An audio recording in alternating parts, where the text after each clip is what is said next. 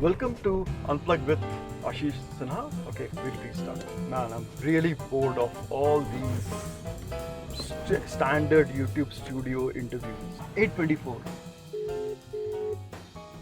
Hey, OTB, sir. Yeah. So there are three cameras. Three right? cameras. So one here. Oh, wow. Fantastic. And every engineer wants to run a startup and eventually wants to get into trading.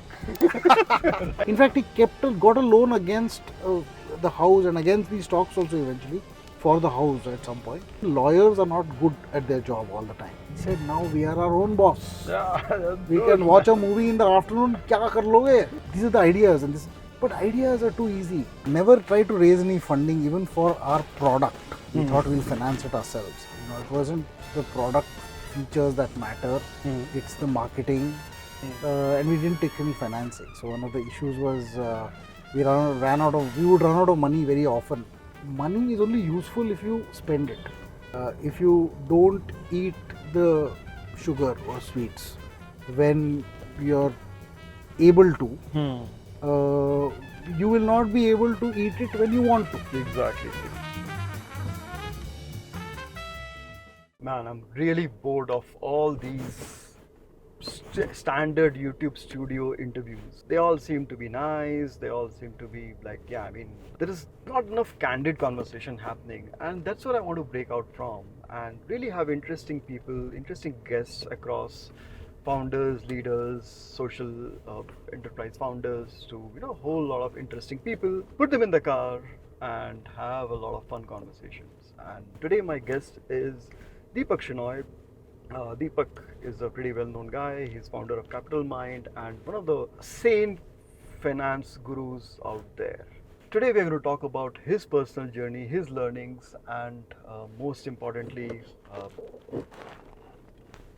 what's his take on what's his relationship with money.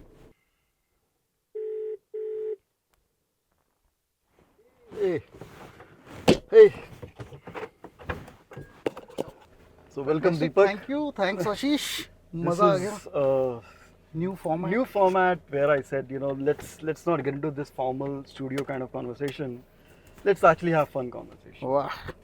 And so Deepak, you are basically an engineer's. We are living a pretty nice engineer's life, and every engineer wants to run a startup and eventually wants to get into trading.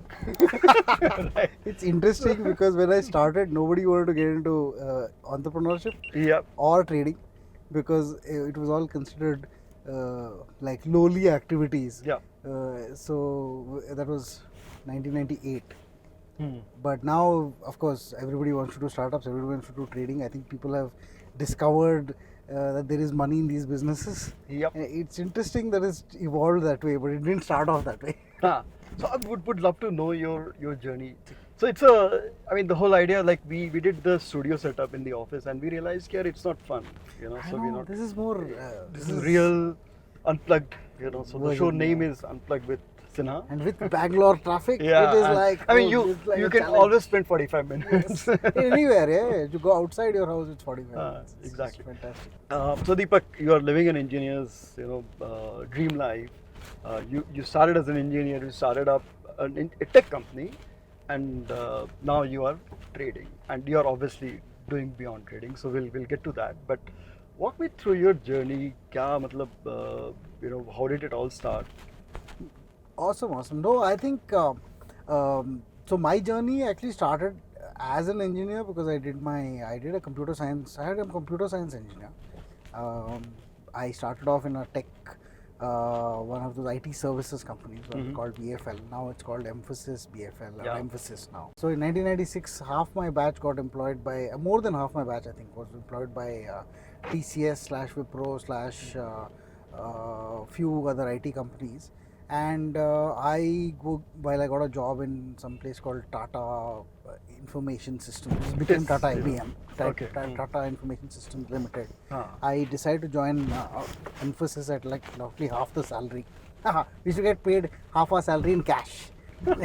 In the middle of the month in cash. Wow, that's so the company. I mean, I don't know why. I we didn't care, of course, but it was 4,500 rupees or something. So not or 2,000. So it was some 2,000 rupees in cash and 4,000 and some 6,000 rupees salary, roughly that much. I come from a family of people who are primarily bankers. Okay. So there hasn't been, there wasn't that much entrepreneurship except a few places where there was a lot of failure as well. So you were like almost looked at as entrepreneurs will fail and mat karo, job karo type thing. But I was always interested. So after a couple of years, I decided to venture out and start on my own. I had worked for a couple of people. We said we'll do something, we'll figure it out. We built an accounting package. Two of my co-founders at the time focused on that accounting package. The rest of us, me was focusing on bringing the bread in. That time it wasn't easy to get funding. So you had to fund yourself in some way. So I was doing IT service projects for companies in Norway and companies in US and Australia and all that. And we built something interesting over a period of maybe about, I think it was about 3 or 4 years when things started doing really well. We saw the dot-com boom, got a lot of contract work at that time. Never tried to raise any funding even for our product. We thought we'll finance it ourselves. Bad idea. You're competing with Tally, very well established, very well. This thing was a financial accounting software which was more modern in nature because it was at that time client server architecture. Server alag hoga, client alag hoga. Web server, IBM WebSphere, and no, we used regular Windows servers. Windows, just regular servers and not so slightly less hardware in terms of requirements, but not really cloud at the time because it was expensive to cloud of any sort.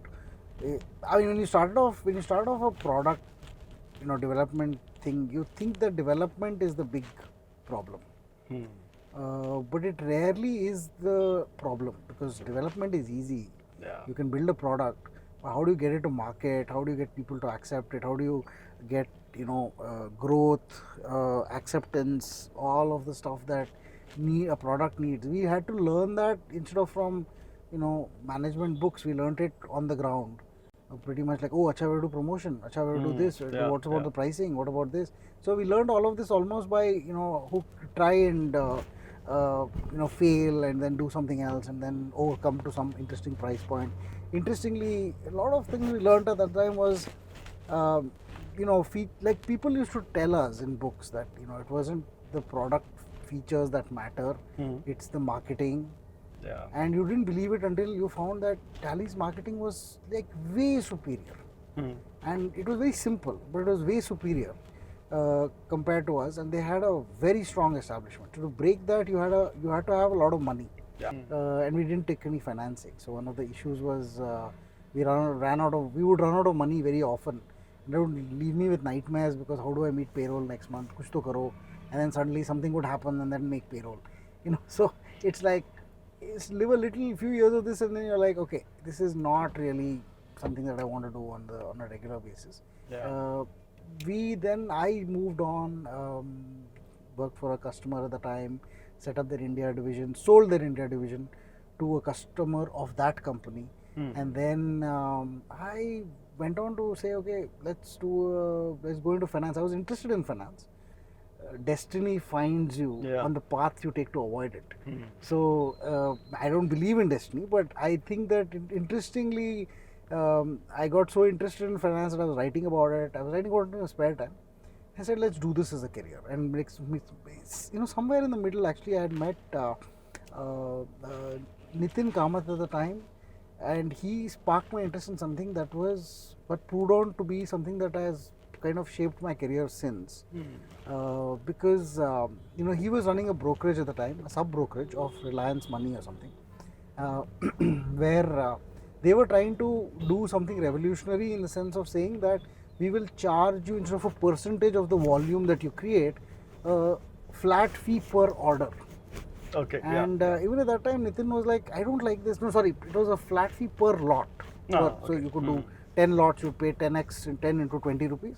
But if you did one lot, you pay 20 rupees. But it was 20 rupees flat rather than based on the price of the option or whatever. So that was revolutionary because everybody else was charging this percentage which used to work much more than 20 rupees per lot. Yes. And then Nitin was always like, listen, I don't even like this. I want to charge 20 rupees per order. चाहे तुम जितना भी lot करो, I want to charge this 20 rupees per order. And you know, because Reliance Money is the eventual thing, he couldn't make that decision, and eventually that fructified with Zerodha coming in, and then they broke the industry in a big way. But then at that time he was actually telling me about how algorithmic trading worked. And he said, you know, here's a line, here's a stock, here's a moving average. What if the simplest algorithmic thought process or quantitative thought process would be buy when the stock goes above the moving average and sell when the stock goes below the moving average. Because if it trends, then the moving average will cut only when the trend breaks downwards. So you kind of get in on the uptrend and get out on the downtrend. And that sounded very interesting. And I was very excited because this was math in the end. You could test this. So I said, okay, let me just go back and see how this works. I was super excited about it. And in about 6 or 8 months, I met another person who was doing something like this with options. And I had already built a lot of tests of doing this, and I found that what really excited me at the time was this concept that stocks trend a lot. And I could make that out from the basic stuff that I wrote even as code to test any of these things, that how long do trends last? They last long enough to make enough money so that your downtrend pay, whatever losses you make, they get offset. You can offset. So I didn't know how to make this into something usable, and at that time it didn't occur to me that I could manage money. So I said, okay, let's go for it. Let's this thing. So I built something. We said let's go for me and Kaushik, who was my partner at the time. We moved to Bombay. We said let's set up algorithmic trading systems, which will we can sell to other people. This is 2007 when even this whole thing wasn't even legal at the time. Okay? So we didn't know this. We moved to Bombay. We found out that SEBI is in the process of creating a legal framework for algorithmic trading systems, and that our system, however nice, was not acceptable in Bombay because they were like, "Yeah, what is this algo shalgo? I have people who do this, arbitrage between two exchanges and all that." So like this sounds very inefficient, but theek hai, then. 2008 was dramatic because the market fell some 80%, or 70% or something. And we were clueless guys sitting without too much knowledge of how the stock market works, but knowing that prices move in a certain way and that data would actually help us figure out where trends were. And we decided to write our own systems and trade our own money for about, let's see how it goes. So through 2008 we made money. Bernie Madoff and Satyam happened at the same time, where people were accused, big people like Satyam's boss and Bernie Madoff were accused of falsifying statements by giving fake or fraudulent bank statements, fraudulent trading statements and all that.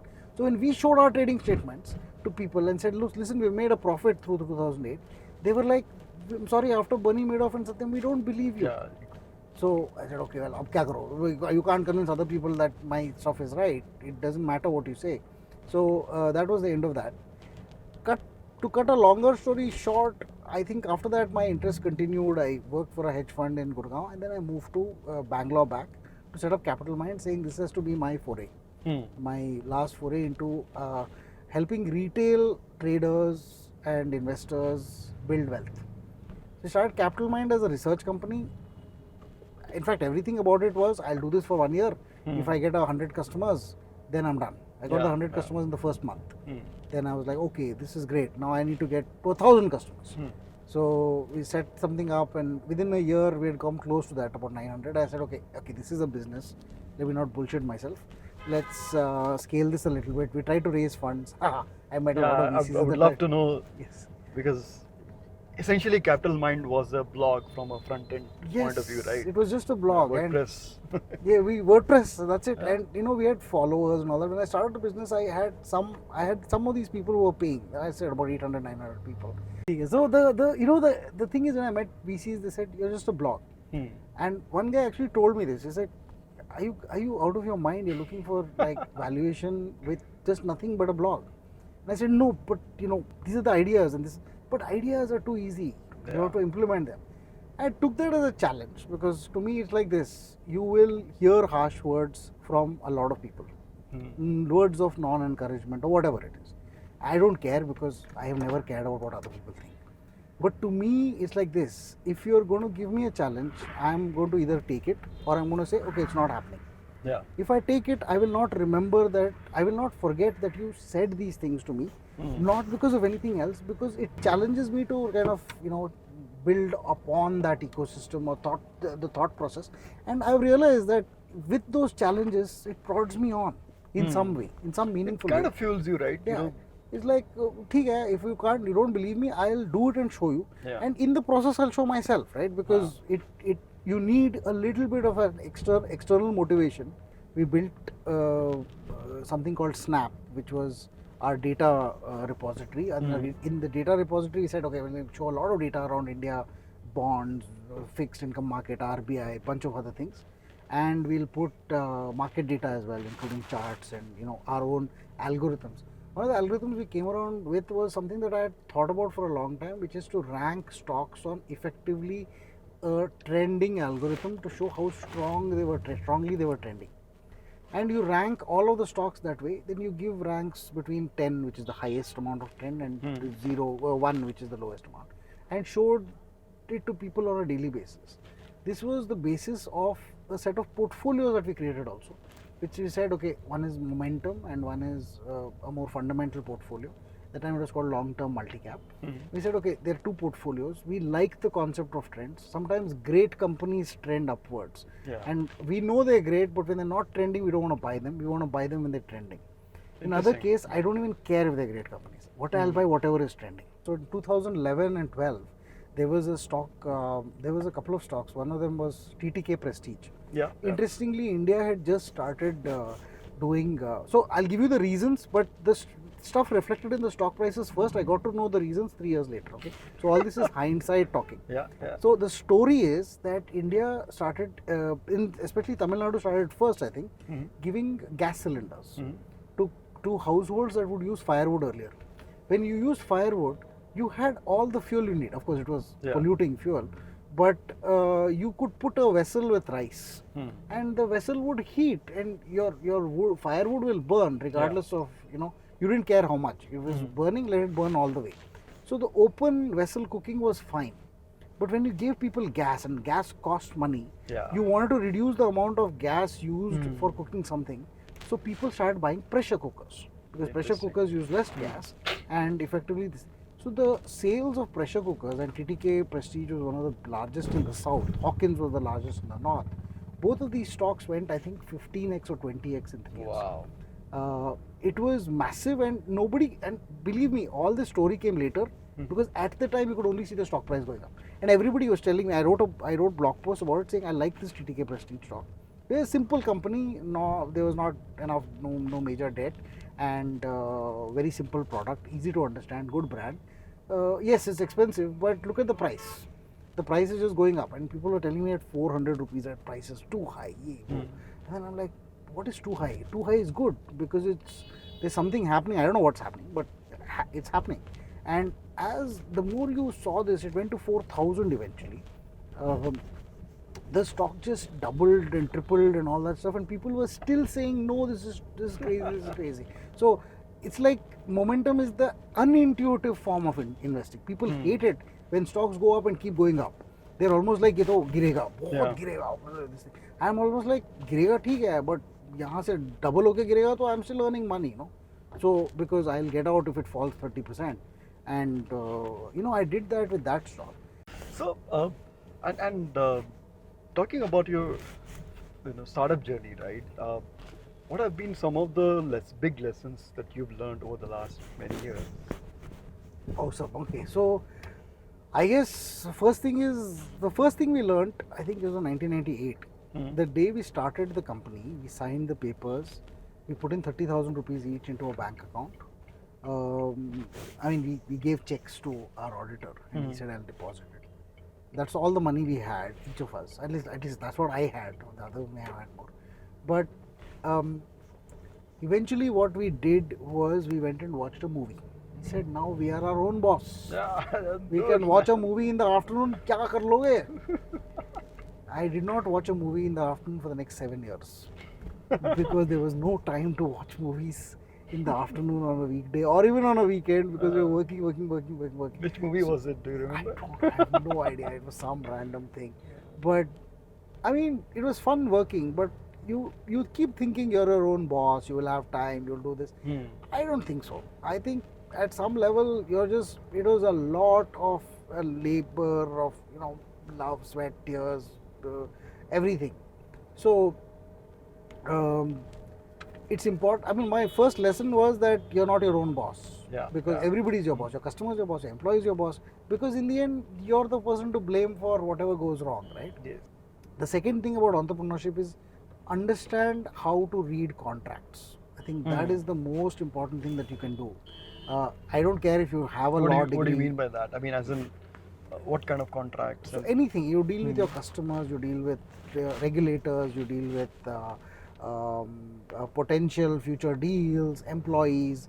I think, I mean, just to stop it, just to add some context, I believe that part also helped companies like Carrot Lane, I mean, Mithun especially, make it really big, right? I mean, so if you could share some of your notes on that, because I think that's what the whole contract thing which they signed when they got acquired helped him get his next. Yeah.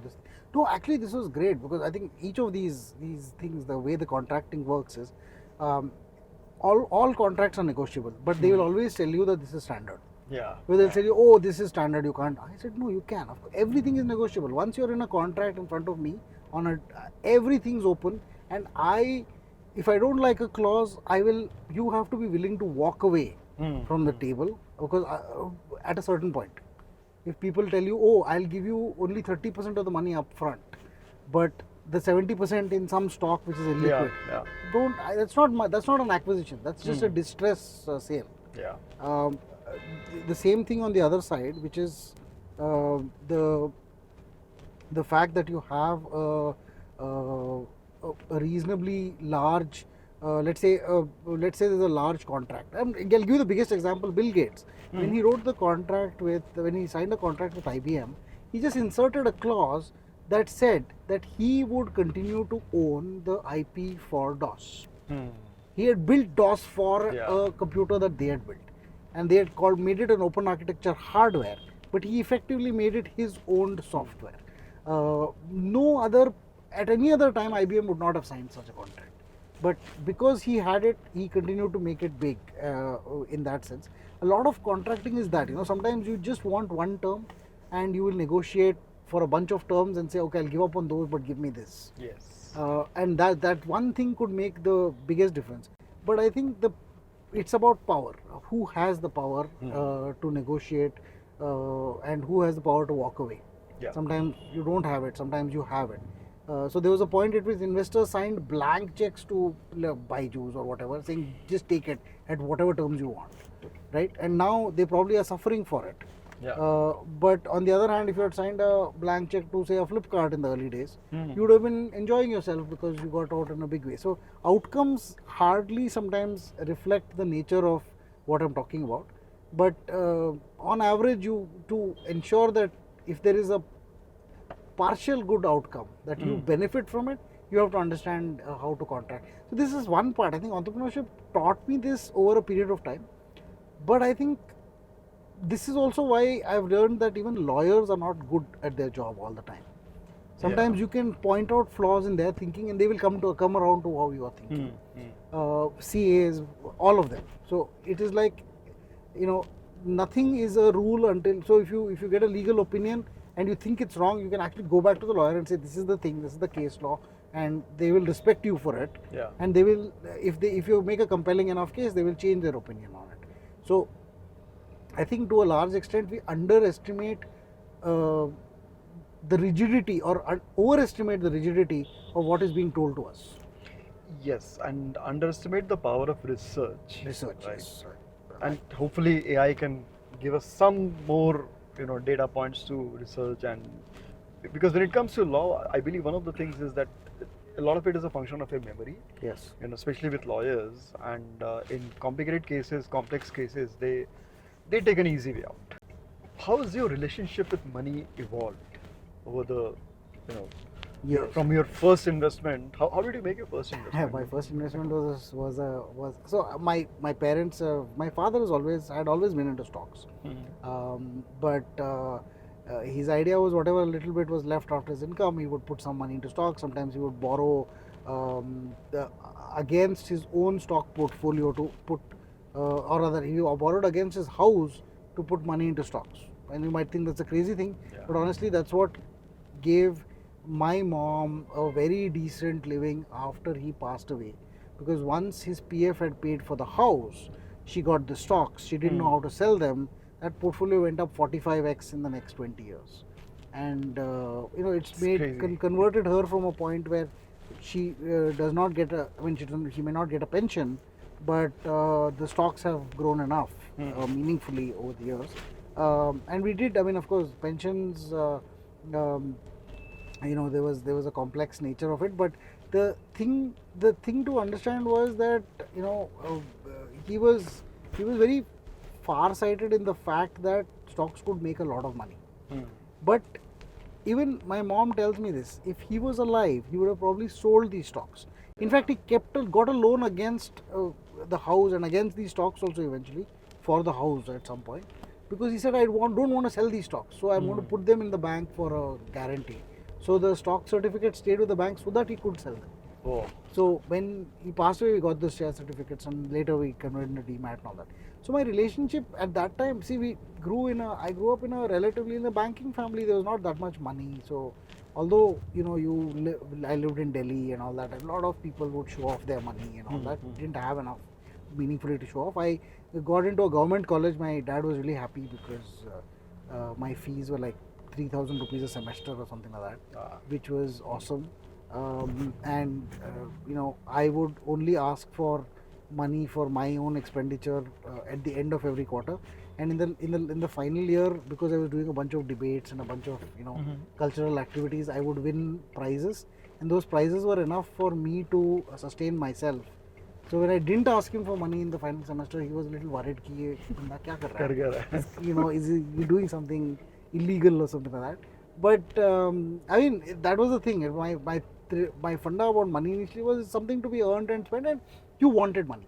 I think everybody who is young and who who's in a situation where there's not that much money, the only focus of life is eventually to earn a lot of money. The other big thing I've realized is that money is only useful if you spend it. If you have no idea how to spend it, or you don't have any plans of spending it, most people think spending is buying stuff, which is stupid. I like buying a fancier car, or buying a gold something, or buying a house. I think those are stupid ways to spend your money, because it's good for like showing off or feeling good. You should buy one house to live in, which makes you feel good. But you buy 10 houses, and then that's just like you don't even know how to manage it. And the chances are, if you borrowed money to do all this, you over leverage yourself also, which is a bad thing. But I think spending money to build personal experiences is an art or a skill that you have to learn, and you have to cross a mental barrier.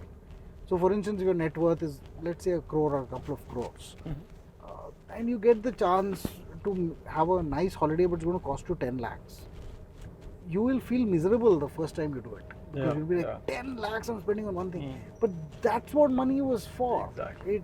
It's not for keeping in a showroom or passing on to your kids, because you got to enjoy the money. There's a very amazing book called Die with Zero. Die with Zero. That's a lovely idea. Yes. I mean, that's the whole fundamental of this book, that you should die with zero, and enjoy your life, but at the same time, don't save too much of money, so that by the time you actually need it, it's of no use. It's of no use. Like my mom has a statement saying, if you don't eat the sugar or sweets when you're able to, you will not be able to eat it when you want to. Exactly. So because you'll have diabetes or something like that, So it's like, eat, do their things in their own time. It's like at some point, you're what are you doing all this for? So, Urvashi song, 20 की उम्र का है खेल 60 में खेल के होगा क्या? Seriously. Or there's actually this Dinchak number called wait, what was that movie? मरने से पहले जीना सीख ले. हाँ वही exactly. And that idea, there is a song in that. It's a जीवन है बर्फ की नैया. Life is a boat of ice. नैया पिघले हौले हौले. चाहे हंसले चाहे रोले. Your life is going to pass you by regardless of whether you cry or you laugh. So you might as well find ways to get meaningful experiences, and that's what it is. I think the most important thing about money is the ability or the thought process that requires you to spend it. But people put that at the end. पहले बनाएंगे और दिखाएंगे कि हमारे पास इतना है. But they don't want to really spend. So I tell people often, you take care of your basic needs. The rest of the money you spend.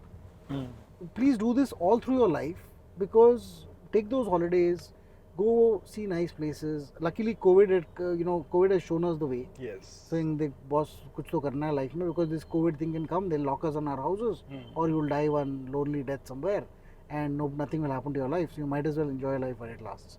So Deepak, you've been extremely candid on Twitter and in general on your social profile. Do you think this has helped you in your business, being authentic? Because that is one of the reasons why I'm talking to you. I'm just telling you that you're authentic, and very few people in finance sector are authentic. Everybody's trying to sell something. I guess in that sense, being authentic is selling something nowadays. Yeah. But to that extent, I think authentic is real selling, in the sense of if you're actually trying to project a version of yourself that is you, versus trying to tell other people that I am like this and I am like that. And I feel that people in this industry tend to get bogged down with fears that everything is how should be said right and exact and all that stuff. Like for instance, I shouldn't talk about anything because क्या पता कुछ गलत बोल दूं types. Or I shouldn't criticize something else because I know those people and all that. But I think it is fair to call out what you think. Maybe not not in the harshest of words. We'll always use bad language and all that. You can avoid that. Sometimes you have to say no to things that would benefit your business also. Like I tell people that if you're not very experienced in the stock market, you can't take losses. You shouldn't be in stocks. Not just experience, but people cannot handle losses. If you can't handle losses, then you shouldn't be in stocks. It is just a plain no to that in my mind. Last couple of questions. How have you gone about building the team? Because now you're launching a mutual fund. CapitalMind is doing well. So what has been your core mantra for building the team? So I think eventually, like we were talking and about, you're building this in Bangalore, not in Bombay. Yes. It's interesting because I think that helps. We have to have the right attitude. To a large extent, the attitudinal things from an attitude perspective are very better in Bangalore in a lot of ways as compared to Bombay, because we don't have as much of a I know everything, I know the promoter, I know this thing kind of a culture, right? So what happens over here is when you're building a team, especially when you're building tech, people have to understand there's a larger vision. So the larger vision needs to corroborate with how you can shape their needs. So for instance, tech is an important part of the business, but it's not the only part of the business. There are other companies where tech is the only part of the business. So you're always going to find that your tech people that you hire will find it like, I'm not as important to this company as I would be if I was with company X or company Y, right? That's always going to be a challenge. So you need to find people who are who understand the need and the power of that tech can do, but to also understand the fact that there's a larger business here. I think building the team involves building this kind of thought process and culture, because in any other organization it will be like, listen, I can't do this, get the tech team to build it.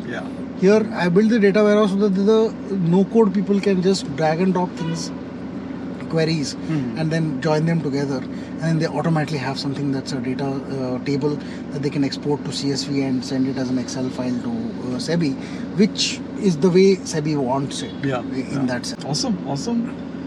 great having you, Deepak. This was lovely talking to you. मजा आ गया है. Mada, yeah. It was fantastic. What's your feedback on the format? I love it. I love it. I got to see more of HSR than I've seen in the last few years. But also, I think my only thing was what the one probably upgrade that you should get is perhaps get an automatic in your this thing, because you have to keep changing gears otherwise. But I think it's great from a this, because also I think it's very refreshingly different from a format of sitting together.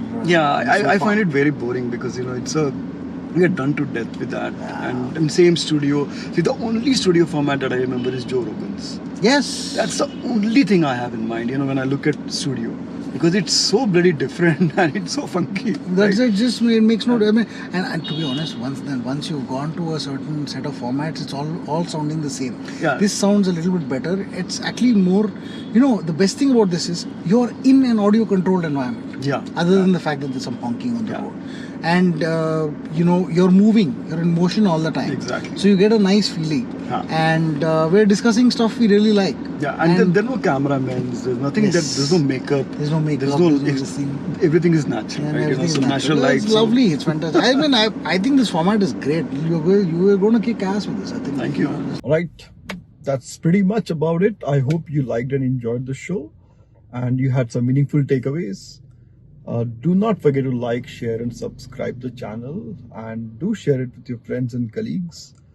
In the video description, we have shared a feedback form. I would really like to have you share your take, your feedback, and not just the format and the content, but also on the kind of speakers you would want to have. Thanks to Vidro team. They work with a lot of early to mid-stage startups and help them scale their marketing using video and other formats. So do check them out.